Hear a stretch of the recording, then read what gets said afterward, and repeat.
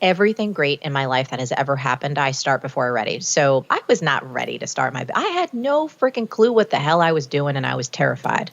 But I had to start and I started before I was ready because I realized for me to wait until I quote unquote feel ready, that day is never going to come. I'm Amy Jo Martin. Welcome to the Why Not Now show.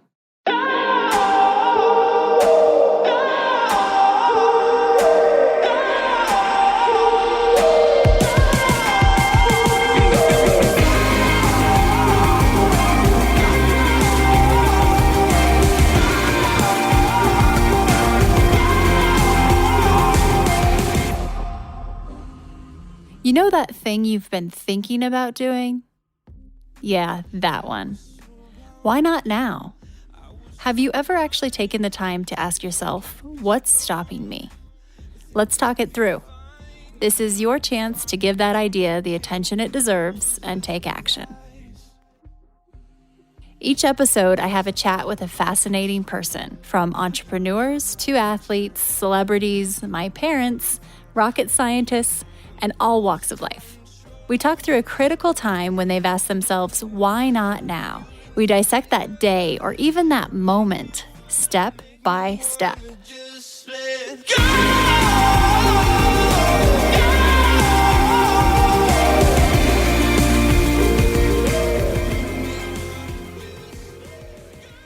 Marie Forleo was named by Oprah as a thought leader for the next generation.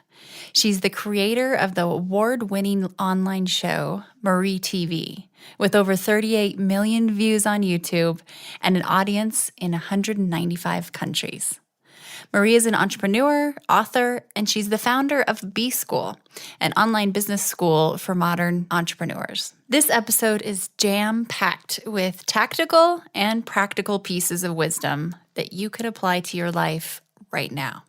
One of Marie's mottos is start before you're ready, which is wildly appropriate for the why not now concept. You're about to hear just why millions of people subscribe to Marie Forleo's philosophy. Being able to design my own day and do it in the most efficient way is a non-negotiable for me. I'm a bit of a time management nerd, so when I find something that allows me to be more efficient and effective to get the most out of my day, I want to share it with everyone. So here's the scoop. I have a new tool in my productivity tool belt, and it's called Monday.com. My team and I have never felt more organized professionally and personally. And my to-do list is no longer the boss of me. I feel more in control because every project, initiative, date, and task is captured and organized in one place. And my team is in the loop and involved every step of the way. We are in lockstep. Monday.com is like having a brand new operating system. Everything has its own home, deadline. You can see the team members associated with the tasks, and it's color coordinated, so you can easily navigate your own task list. We all have multifaceted jobs, businesses, and lives. With Monday, you're able to keep all of these components organized in their own compartments, but you're also one click away from seeing the big picture and how they all integrate together. Creating systems and procedures within your day and business saves a lot of time. For example, my team and I have a dedicated Monday.com board for this very podcast. Did you know that there are 28 steps involved in getting one podcast ready for air? It's the same exact process every single time. And it's a system that we have put into place. So we know the various key steps are assigned to certain people, and we've mapped out the entire process from start to finish within this one board. This allows us to be streamlined. It cuts back on the amount of emails exchanged as well as the amount of meetings needed. One feature I love is that my social media content calendar is built inside of Monday.com. I finally have one that I actually use, I like, and it's embedded into my overall calendar as well. Another feature we use every single day is the Google Doc integration. I love a good spreadsheet. I can pull them into Monday.com and edit them right there versus having 97 tabs open on my computer, which is extremely distracting and inefficient. If how we spend our days is how we spend our lives, then I can't think of anything more important than using the time in our days wisely. Head to hey.monday.com/Amy Jo Martin to start your free trial today. That's hey.monday.com/Amy Jo Martin.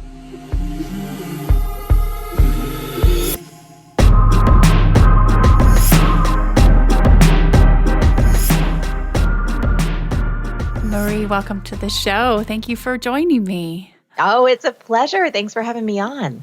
Absolutely. And in the spirit of why not now, let's get started. Can you tell me about a time when you had a big decision to make and you asked yourself, why not now? Yes, my goodness, I've had many of those throughout the course of my life, but the first one that comes to mind, and probably the biggest, was the moment that I decided that I was going to quit my job and begin what sounded like a crazy and irrational idea to start a coaching practice when I was the ripe old age of 23. Now, Amy, to give you some context for that, I had previously graduated college maybe like two and a half years before.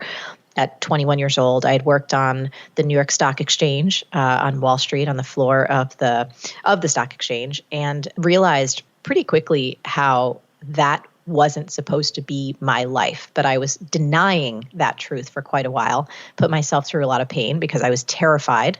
And even though this small voice inside said, you're not supposed to do this, I was kind of arguing with it and going, well, what else am I supposed to do? I just got my degree and this is like the best job I could possibly hope for. And, I have all of this debt after college and I don't have another way to support myself. So please, voice, enlighten me.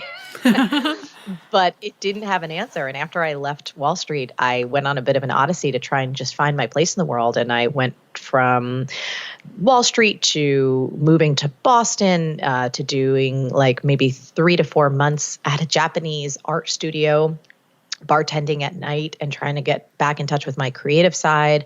I then landed in magazine publishing back in New York on the ad side of Gourmet magazine, was there for a little bit, heard that same voice again, like, you're not supposed to be doing this, and started to feel a sense of panic, like, oh no, here we go again. Eventually left that job, found myself on the editorial side of Mademoiselle magazine, which was a fashion magazine, and the same thing started to happen. So I am fast forwarding to that why not now moment, which was me working at Mademoiselle, having had discovered life coaching about 6 months previous, had signed up on the spot for a life and business coaching training program. It was the first of its kind. This is way back in 1999, if people can remember that far back. So it was way, way, way back in the day. And so my why not now moment actually came because HR at Condé Nast Publications, which was the umbrella company of where I was working at the magazines, called and offered me a position, promotion at Vogue magazine. And so that was my fork in the road, or why not now moment, where I said to myself, okay, you have been on this journey trying to find your place in the world. Nothing has worked. None of the stability of jobs and health benefits and paychecks and, going to an office every day and all of those things, all of this feels like death to you. And you can quit your job right now and start this weird life coaching practice, or you can go on to one of the biggest fashion magazines in the world and stay stable and keep paying down your debt and do the respectable thing. So, of course, I chose the more risky path, and I didn't take that promotion, and I quit my job, and I started to try and figure out how to build a business from nothing, with all of my insecurity and my fear and my debt and not knowing what the hell I was doing. And I went back to something that I did throughout my entire college career, which was bartending and waiting tables, to put food on the table while I figured it out. So I don't know if I took too many circular paths around. Hopefully you tracked with that. Oh, no, that was great. And it provides for so many follow-up questions because Yes. I'm curious.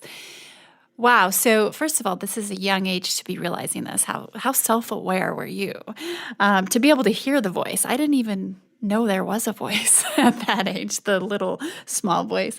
So question for you, I've heard so many people, listeners say, I feel like I'm chasing a promotion I don't even want, but Yeah. it's just what you do because you think you should. And there's that carrot and everyone around you encourages you because you're kind of in your maybe zone of excellence versus genius.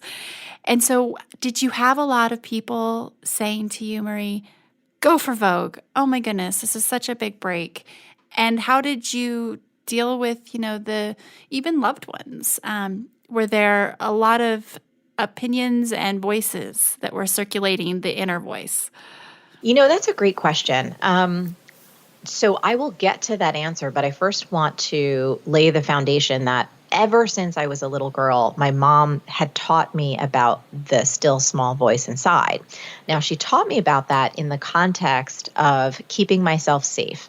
So I grew up in a time and in a place in New Jersey where I could, once I reached a certain age, walk to school. Right? I could walk to school by myself. And I really wanted to do that because I've always been this very independent spirit. My mom didn't want to let me do that for obvious reasons. And when I finally said, no, I'm old enough to do it, she said, okay, well, then you have to really listen to me now. You have a small voice inside that's always going to help keep you safe. And it's going to direct you onto where you most need to go in this life. And it will help guide you, especially when I'm not around.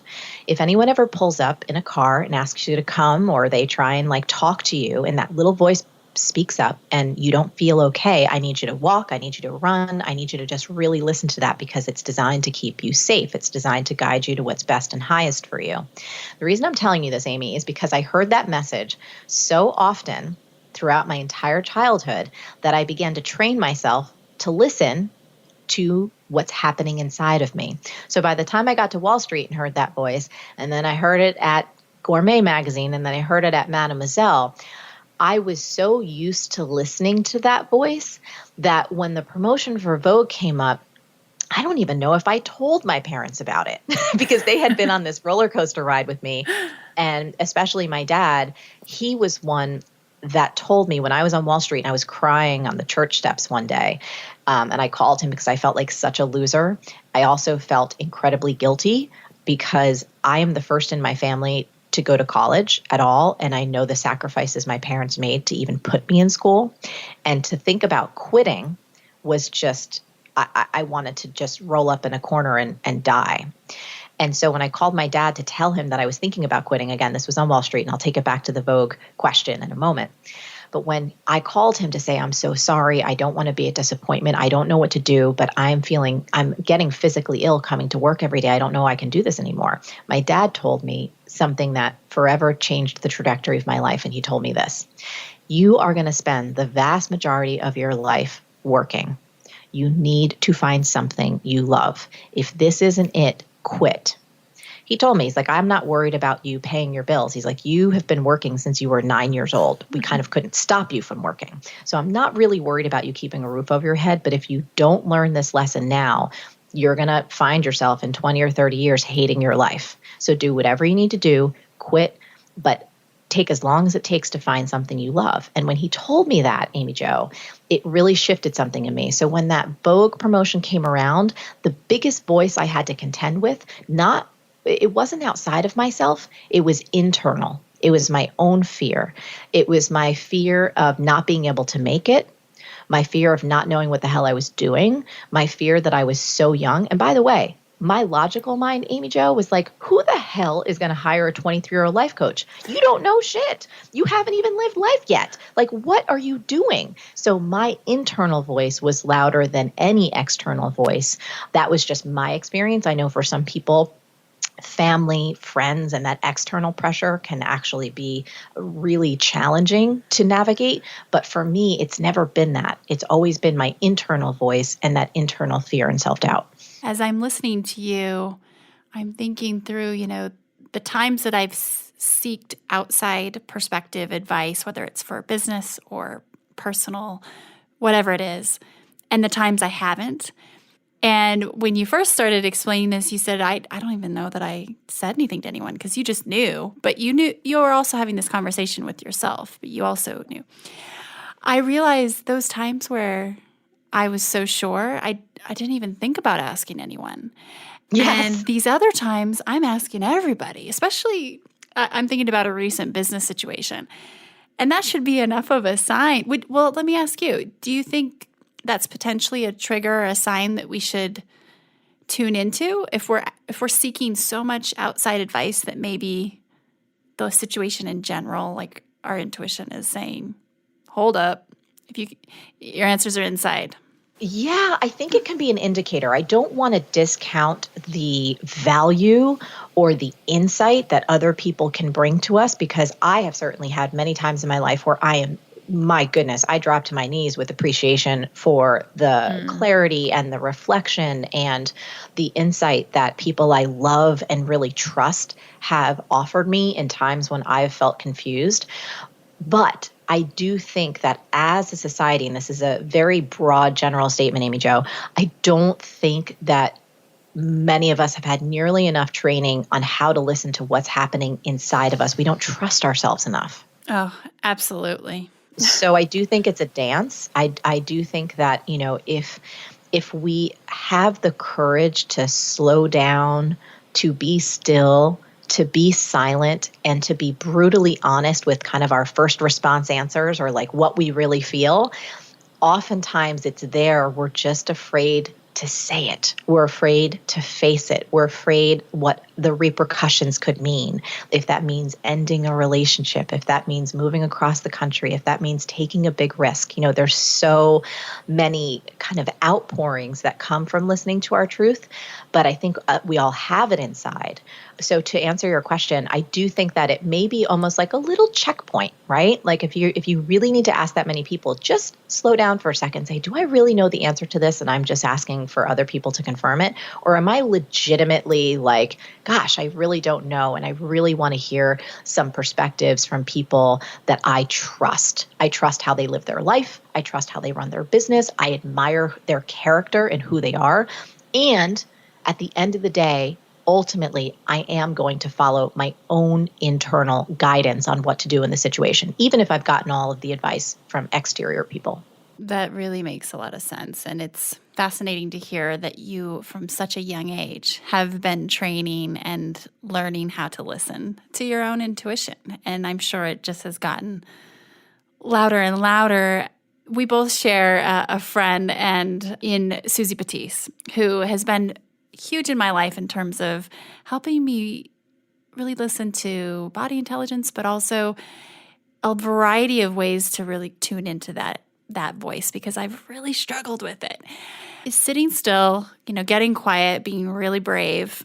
Are there any other tips or tricks, tangible things that you do? Yes. Okay. Oh my goodness. Oh, absolutely. 110%. So I have this one test that I tell everybody about, and we'll describe it. And some people, you have to kind of practice a little bit. It's just like anything else. If you've never ridden a bike before, it's like, how do you do this? And then once you ride a bike, you're like, oh, I got it. I get it. I totally get it. So what this is actually tapping into something you mentioned before. It's our body intelligence. Our body holds so much wisdom, so much intuition that is far beyond our logical mind. It just goes beyond anything that perhaps we've learned, that we've experienced, or that we've heard. So here's the test. Whenever I'm kind of looking at a situation and I'm unsure of which way I want to go, and I really need to tap into that intuition, that voice, I will ask myself the question, like, does moving forward with this, whatever the this is, make me feel expansive or contracted? Now, what do I mean by expansive? The moment, the millisecond after I ask that question, do I sense my body opening up? Do I sense my chest feeling lighter? Or do I sense myself even in space moving slightly forward? Do I feel a gentle smile? Like, is there something that just feels bigger, grander, more open, more expansive, more inclusive, more excited? Or on the flip side, when I ask, does moving forward to this make me feel perhaps contracted, right? So I'm tapping into a physiological sensation. If it's contracted, it often feels something like a deepening, dead, heavy, shoulders down, contracted, moving back, almost like I could be shaking my head no, a sense of dread. Not a thought of dread, but like a physical sense of dread. Now, this is a very, very subtle thing. And if you can drop into your body, and if you do any type of working out, whether you're a runner, you dance, you do yoga, you do spinning, it doesn't matter. If you have any type of physical activity practice, you're going to be much more able to kind of get this quicker. If you don't, I would recommend you get on one now, because that's one of the best ways to start activating your body's intelligence. But that simple question, when I think about moving ahead with this idea, this project, this person, do I feel expansive or contracted? That, my friend, is one of the most fast and guaranteed ways to get a clue on what you should do. Because any part of your body that starts to feel dread, that starts to feel like, no, this isn't right, even if on paper the opportunity looks fantastic, right? Even if you're going to make $1 gajillion supposedly, or these are the best people in the world, but you look at this opportunity and something in you is like hesitating and you can't put your finger on it, that is your natural knowing. That is higher intelligence trying to get through to you before you make a move that you're going to wind up going like, gosh, why didn't I do that? The other thing is this: most of us will understand how our intuition shows up in our life, whether it's a voice, whether it's a body sensation, whether it's imagery in our mind, when we look at the historical past. Most of us have times in our life when we had a sense of something and we overrode it because we wanted to get somewhere, because we had an agenda, because we thought something was going to be fantastic. And even though we might have had this little wiggle, we were like, nope, I'm going for it. I'm going to make this happen. And then in retrospect, we're like, not the best move. And so if you can trace back in your history to the times where a part of you knew better, but you overrode it, that will help you then understand a bit of a map of how your intuition shows up in your life, so you can be more attuned to it in real time moving forward. Does that make sense? Oh, absolutely. And it's so helpful and hugely important for that why not now question, because it's a precursor, but it's also a gauge of, is this really what you want to do? When we're at that delta between idea and action, or dreaming and doing, if we don't have this guide and this internal GPS, then it's irresponsible, really. It can be disastrous, potentially, or it can just be no big deal and an override. The reason I focus on this so much, and I think it's because it's been a challenge in my life so much, but it's so highly relevant to that why not now situation. And so thank you for sharing those two great tangible tips that are practical, and you can apply them right now, and I will be. I've heard you, actually saw you tweet just today even, I think it was today or yesterday, you said what you can create in the next 5 to 10 years will be absolutely astounding. Or actually, I'm paraphrasing. But you said you have to start now. Yes. And I really want to dive into that a little bit more, because I've spoken to so many incredible people like yourself, and one of the things that I keep hearing is that these expert why notters, they put some sort of mechanism in place to push themselves forward across that starting line. Do you have a specific go-to when you know you just need to push yourself over that start line? That's a great question. I am built as a person who just wants to get into action with everything. So that's kind of my default, is like, let's get started. Like, one of the reasons I love the internet, and I feel like I am uniquely built for this particular time in history, is like, oh, I don't know the answer. I'm going to start Googling, and then I'm going to get a phone number, and then I'm going to call someone, and then I'm going to ask questions, and then we're off to the races. So one of the mantras I live my life by is clarity comes from engagement, not thought.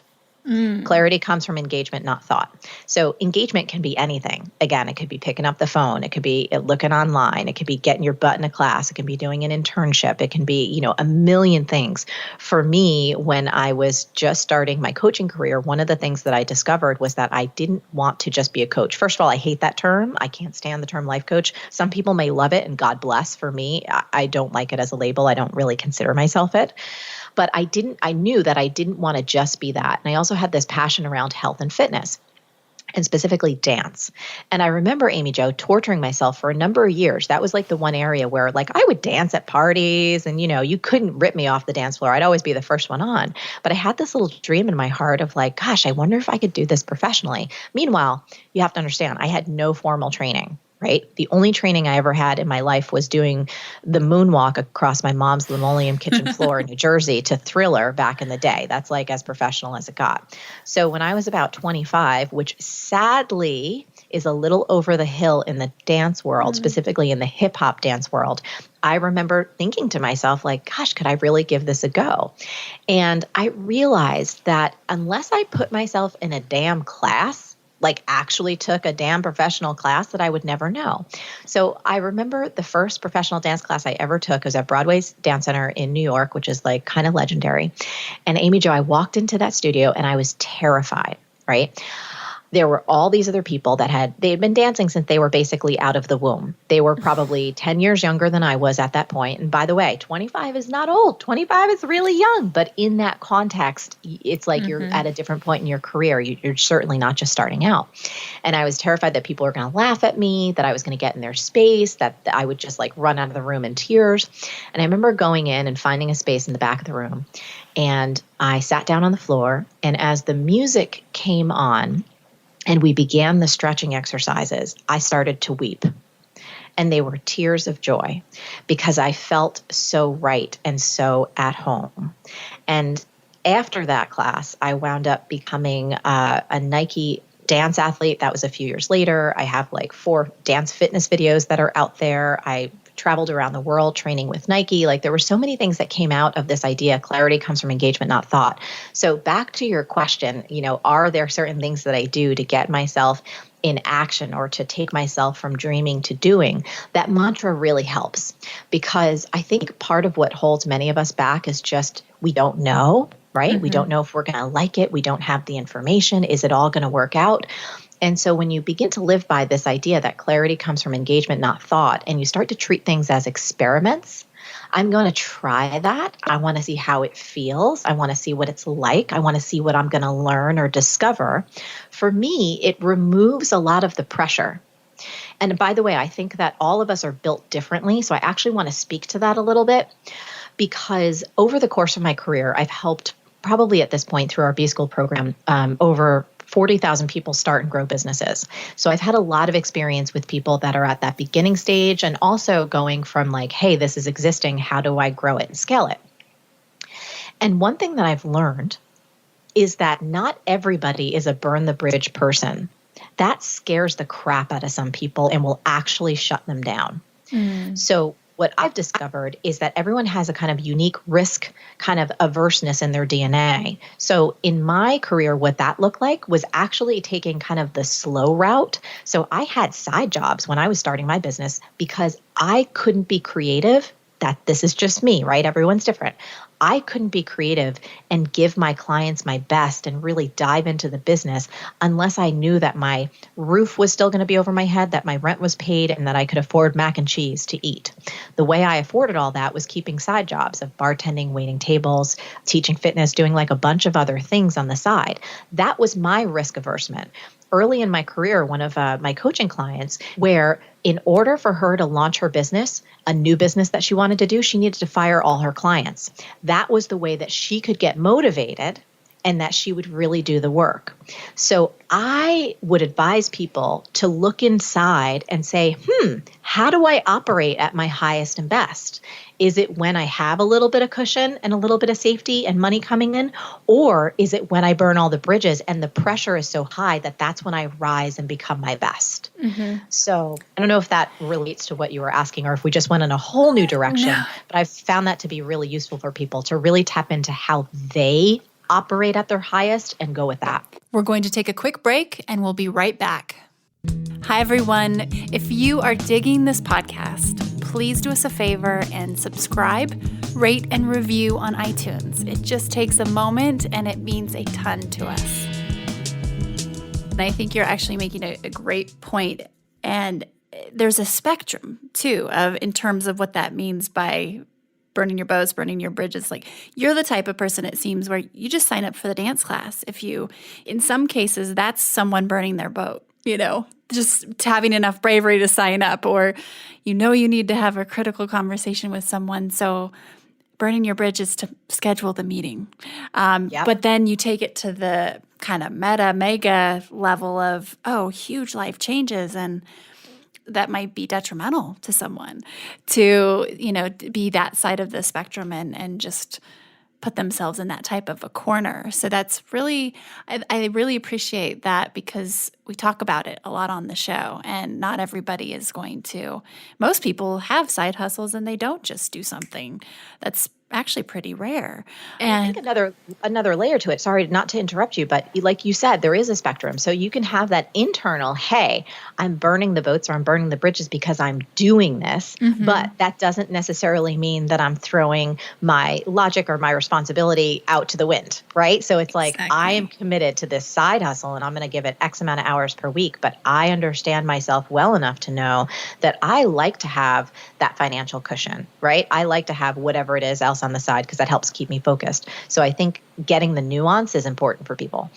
And I love your mantra, clarity comes from engagement, not thought. And that notion of just get started, because you won't know until you start exploring and experimenting. And we can imagine all day long, but most of the time things don't happen exactly like we plan anyway. So we're never going to know until we just get started and taking a first step. It doesn't mean you have to see that whole staircase, that Martin Luther King quote. But yeah. One of my favorites. And I'll add on to that. The second mantra, besides clarity comes from engagement, not thought. I'm a woman who lives by mantras, if you haven't figured that out, because I need to have little things to repeat to myself. It really helps me. Start before you're ready. Everything great in my life that has ever happened, I start before I'm ready. So when it came for my business, right, I was not ready to start I had no freaking clue what the hell I was doing, and I was terrified. But I had to start, and I started before I was ready, because I realized for me to wait until I quote unquote feel ready, that day is never going to come. Ever, ever, ever, ever, ever. I started before I was ready hiring my first assistant. I knew I was going to be the crappiest boss ever. I was terrified of it. I knew I was probably going to hire someone that was older than me, which was intimidating for me at that point in my life. I knew I was probably going to waste money. Like, there was just a million things that I knew I was going to do wrong. And I did. I made all the mistakes. Start before you're ready. For me, in terms of teaching classes, starting my show, like my entire life, even buying real estate, terrified, right? I don't know, for some people, it's like, I don't want to buy real estate. I want to rent my whole life. For me, I always had a dream of owning real estate. And I remember making, my first purchase, terrified, Amy Jo, but I was like, nope, start before you're ready. This is how all the good things happen in life. Wow. I love that so much. I'm going to borrow it, and thank you. Please do. Everybody should borrow it. Use it. Yes. I mean, what an awesome spring of momentum forward. So you're writing another book, which is super exciting, and I'd love for you to share a little bit about it. So everything is figure-outable. Yes, Yay. That's the title, and our working subtitle at this point, which probably will change by the time it comes out in September of 2019, is How One Simple Belief Can Change Your Life and Change the World. So this idea, everything is figure-outable, yet another mantra, has been responsible for everything that's happened in my entire life. And I learned it from my mom as a little girl. And it just is this notion that anything that we face, whether it is a problem, a pain point, something that's really frustrating for us, or on the flip side, it's a dream or an aspiration, but we have no idea how to bring it to life.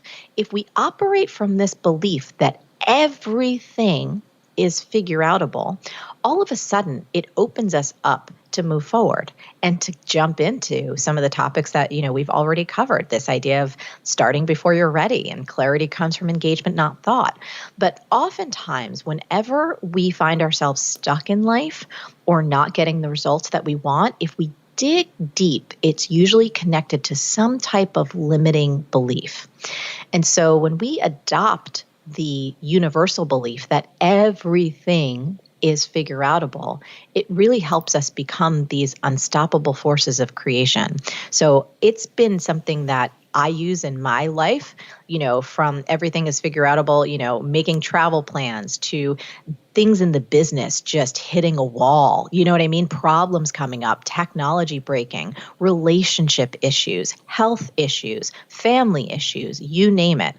I rely on this idea that everything is figure outable. And when the you know what hits the fan, oftentimes it's the life raft that reminds me that not only am I capable, but there are people around me that if I don't have the answers, they do. And I need to be brave enough to reach out, to ask for help, to be vulnerable and to say, hey, I've got this thing going on. I don't quite know how to solve this. I'm not quite sure what to do, but I absolutely know that everything is figure outable. And do you maybe have a clue? Do you have someone I could call? Do you have any insight that can help me take that next step forward? And so I'm really excited about this idea because I wanted to share it in a bigger way for a long time. I did a talk for Oprah on this idea a few years back, and it was like a TED talk. It was like an 18-minute talk. And I had so much fun doing it, Amy Jo, that I'm like, okay, this is definitely the concept for my next book. And so we're in the process of finishing up that manuscript now. Oh, I'm excited to read it. And just the word figure outable is such a positive connotation. As I'm hearing you, I was thinking is it kind of like the positive way of saying what's the worst thing that can happen? Everything is figure outable. You know, I don't know if I would use that turn of phrase. It might be. And if that's a framing that helps people, my goodness, please roll with it. For me, what it helps me do is see that no matter what problem myself as an individual, my team as a collective, us as a society face, it's not insurmountable, that there is an answer out there, that we can either create it together or it exists and we just haven't leveraged it by now. But for me, it helps me feel that no matter what's happening, I never have to lose hope. Yeah, it is different. I feel that there's a difference in those two, but it's like permission. I feel like that title in this concept is permission to get creative, shed some conditioning, really kind of start before you're ready. Yeah. And that's super exciting. Yeah. And to really look at any area of your life, truly, like if it's relationships that you feel like are strained right now, if it's your health, if there is something in business or your career or your financial life, you know, something that has been naughty and persistent and you're like, goodness, this is just, why can't I seem to solve this? Or if we broaden it out, right, and collectively look at some of the things that we are battling in society right now. If you want to look at an issue like global poverty, you know, if you want to look at any of the environmental issues, really anything that you feel like, you know, wow, there's human suffering attached to this, and perhaps there doesn't have to be. If we look at any of the great breakthroughs in human history, even though they might not have used this phrase, Amy Jo, they certainly used the spirit. So if you think back to the women's suffrage movement, right? At one point, women didn't have the right to vote. And someone was like, you know what? I don't really think this is how it should be. You know, something in them said, this is figure outable. This can change. And I'm going to work to make that happen. I'm going to collect people together to help make that happen. At another point in history, humans, we weren't really flying around in airplanes, right? And then the Wright brothers were able to kind of crack that code. And so the biggest breakthroughs in human history are because people on some level believed that things were absolutely figure outable, and they were willing to be brave and courageous and step out there and start using their hearts and their minds and their ingenuity to make progress happen. And so whether it's on an individual level that we find ourselves with a dream or, again, a problem or a pain point, or collectively with a dream or a problem or the pain point, I think that if we start operating with this belief that everything is indeed figure outable, our lives are imbued with meaning, with action, and with the type of problems that we really want to tackle. Like the type of problems that we're like, yeah, this is worth it. I want to go for it. I'm excited. So September 2019, we'll be able to read this. Is that correct? Yes, Okay. yes. We'll keep you posted for sure. Okay. And another quick question. So you've built the B School. You've had, which you're going into your 10th year, amazing, 40,000 students. I've heard you say in the beginning when you were first starting out, and I'm not going to use the word coach. I have air quotes here, the non-coach. Yeah, no, totally. There's not really another word, so I had to come up with one so that it's all good. But I know what you mean. Sometimes the semantics in certain words just, they don't jive with me either. But as you were starting out, I've heard you say that you kind of tortured yourself trying to choose a niche too fast, and that you were trying to kind of box yourself in or figure out, it sounded like your swim lane. And well, thank goodness you didn't, because you have been able to transcend so many different verticals or swim lanes, and that's what makes you so valuable and amazing. But what would you say to people who are struggling with that same situation right now, where they, we always hear, find your zone and your uniquely or your differentiating factor, or don't be a jack of all trades and master of none. So for people who are maybe working through that right now, what would you say to them? Yes. So in terms of when I started, I remember torturing everyone around me, including Josh, who I've been with for now over 15 years, because I couldn't come up with that elevator pitch or that party line. You know how everyone tells you that when you get started? It's like, well, you need to be able to say who you are and what you do in an elevator and say it really snappy. Yep. And I just remember how many legal pads, and I had so many different versions, and they all sounded like crap, and I wanted to cry. And I was walking on the beach with Josh, like saying, but just listen to this one. What about this one? Does this one sound like me? And he was like, oh my God, I cannot take this. Stop it. So I think for me, this notion, and I think it's an archaic notion, right? Like I understand logically, of course, we need to communicate who we are and our value to the world, but it's a little bit of an old idea where we stick people into these boxes so that we can understand who they are and what they do, and we can categorize them and then easily move on. But I discovered for me that I was what I like to call a multi-passionate entrepreneur. I was very into personal development, marketing, small business, digital media, spirituality, dance, fitness, hip hop. Like there were all these areas that not only was I interested in, but I had skills and strengths in, and I was good at. And so trying to come up with how to talk about the things that I did was it was frustrating. It didn't work. It was so narrow-minded, and it just didn't reflect the fullness of who I was or who I am. And so for anyone who's experiencing that same thing right now, you might be a fellow multi-passionate entrepreneur. You're like, oh my goodness, I love, yoga and basket weaving and digital marketing and like all of these different things. And you're like, how do these fit together? It just doesn't make sense.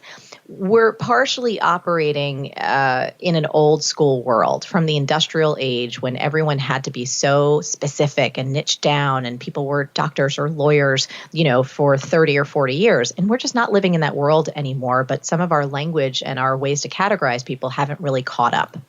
So for someone in that struggle, I would say, look, do the work.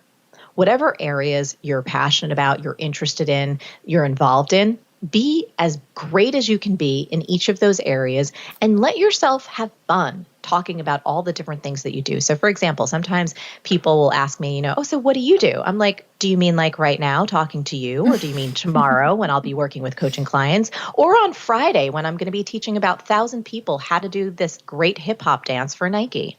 And so I just started having a ton of fun with it rather than making myself wrong for not fitting into some imaginary box that I thought I had to fit into. Does that make sense?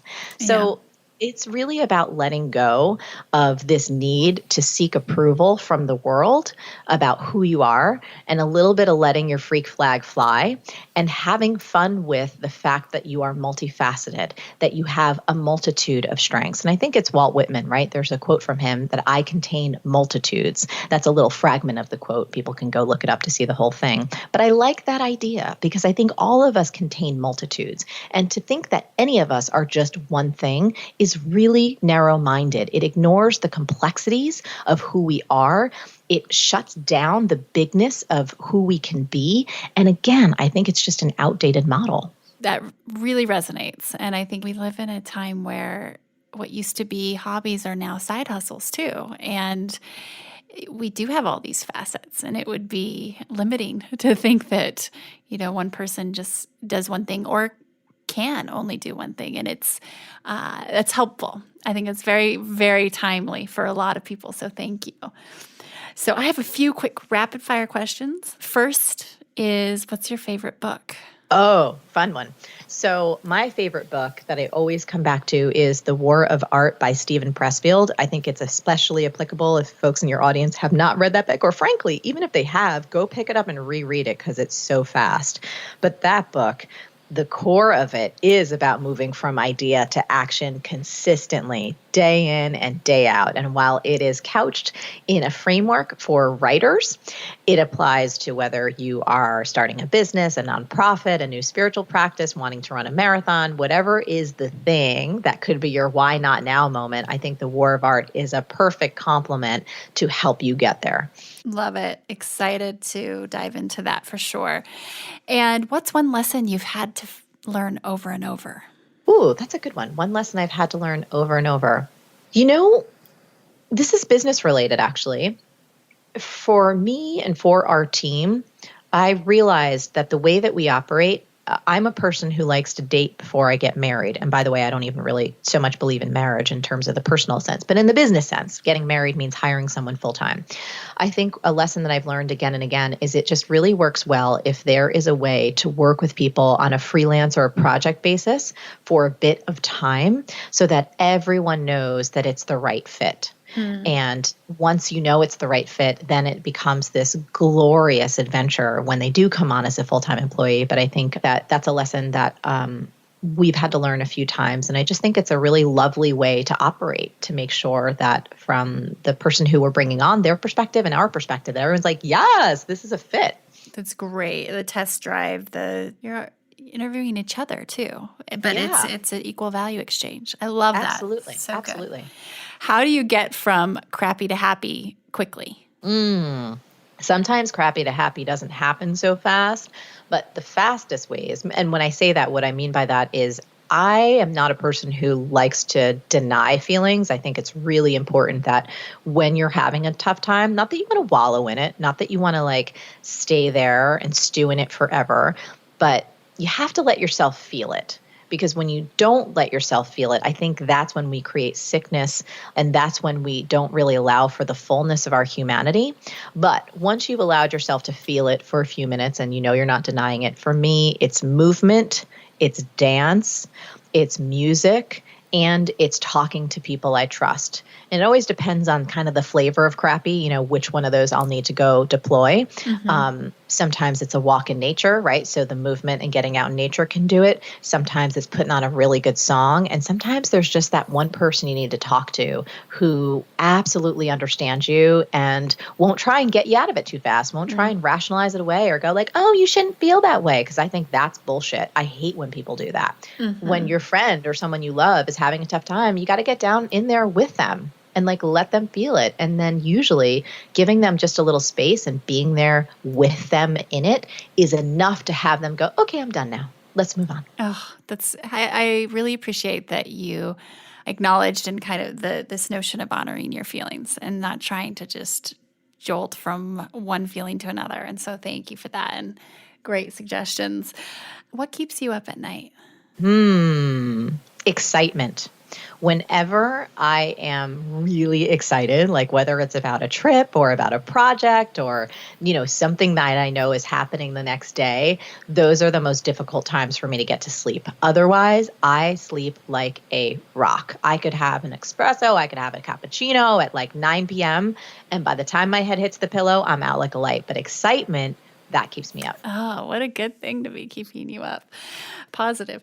Pirates or ninjas, Marie? Who's tougher and why? Oh, God, ninjas every single day of the week. I think just because they're a little more stealth, I feel like they'll come in and come out. They won't have as much jewelry on like the pirates because the pirates, you can really hear them because of all their booty that they're carrying around somewhere. And the swords, they clang and they're really loud, where I feel like ninjas, super stealth, in and out, badasses. Solid answer and backup. And final question, what advice would you give to your younger self? Oh my goodness, to relax and like enjoy everything 10 times more. Now, I do have to say, Amy Jo, my younger self I've always been a person who enjoys. So enjoys is like, that's kind of in my DNA, having a good time. But I did stress out a lot in my early 20s, just trying to figure out who I was and my place in the world. And from what I've heard from other people, that is quite a common occurrence. Our 20s are that time in our lives when we're just all trying to figure it out. So I would tell my younger self, relax. You can have that extra beer, that extra glass of wine. You can do whatever it is. Dance a little bit longer. Stay out till 8 a.m., not just 7 a.m., because it's all going to work out. Oh, I love it. Well, this has been a true honor and joy to connect with you, listen, learn. And I just want to thank you for your time and your wisdom and being so open. It's gold. Thank you so much, Marie. Oh, thank you so much for having me on. It's been a pleasure.